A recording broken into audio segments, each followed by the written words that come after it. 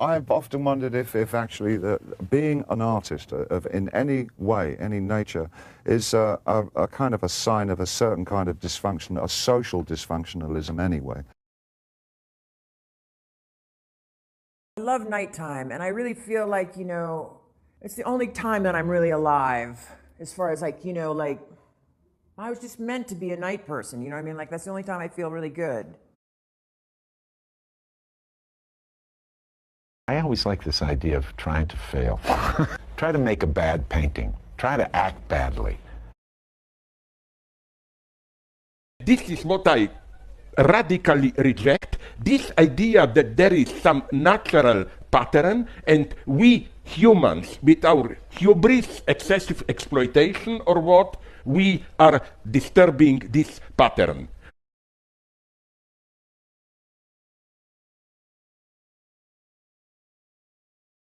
Goldie here says that he's not a vandal. No, I'm not a vandal. It's you know, it's only through the hierarchy of the society which we have today why an artist can't go out there and paint. You know, 500 years ago, an artist could go out and he could paint murals or scratch on walls. Girls just want to have fun. It didn't come out till I was 30. Okay? Now, I never told anybody how old I was. I would say to them, whenever they asked me, I said, what do you think I am, some kind of car? What do you want to do, pick up the hood, check the mileage, and kick the tires? You know? You can't get into that mindset, because it ain't over till it's over, and it ain't never over until you give in. The thing that will stop you being creative so effectively as the fear of making a mistake.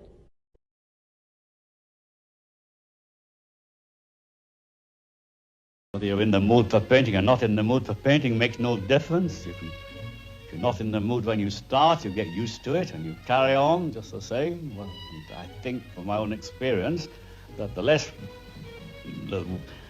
of the mood for painting, the better pictures you paint.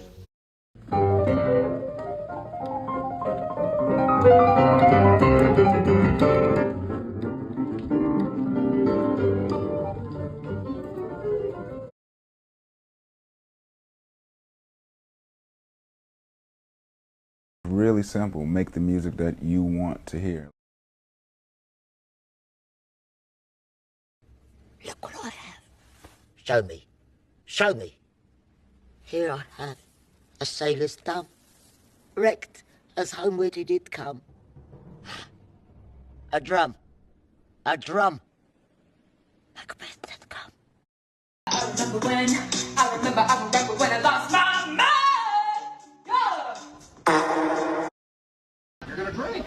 Drink? Woo! Woo! I feel good. Hello, remember me, Leigh Bowery. How would you describe yourself? There's nothing.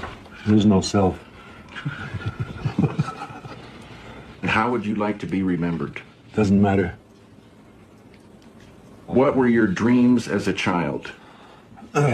Nightmares.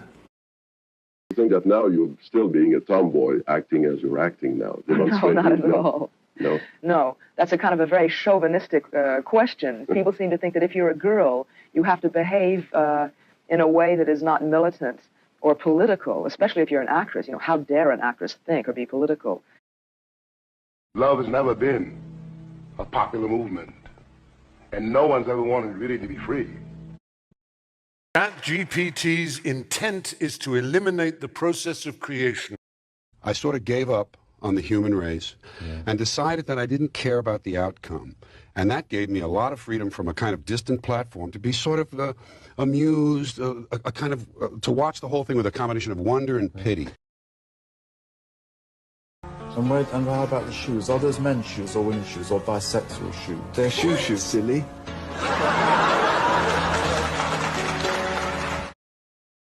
Life is a waste of time.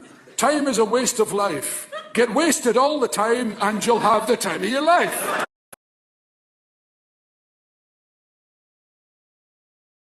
Be true to yourself.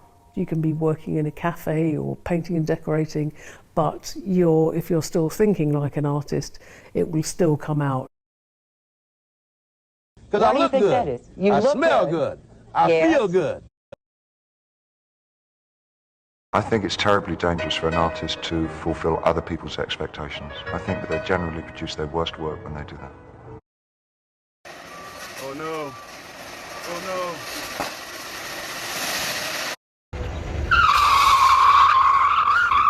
You want to know how to stop them demons from chasing you at night? It's simple. Just stop and turn around. I was the original punk rocker. Many levels of farts. There are. They're funny, for example, they're funny farts, and there are unfunny farts. Now, what particular farts would you find funny then? Well, the unfunny ones.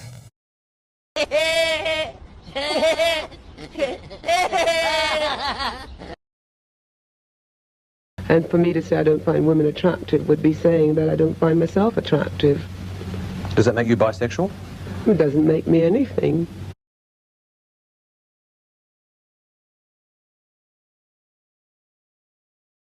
I guess I've learned to be increasingly less apologetic about being an intellectual. I don't really care anymore. I don't care if it makes you uncomfortable.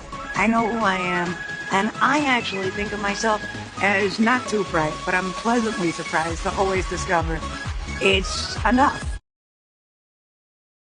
I'm postmenopausal. Of course I need a sensible shoe. I think you know what you're supposed to do.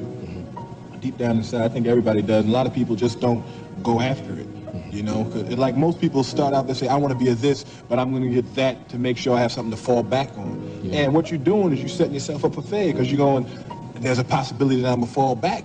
And when you put that out there, then you fall back. But if you just say, hey, this is what I want to do, and you go do it, you usually get your stuff the way you want it, man.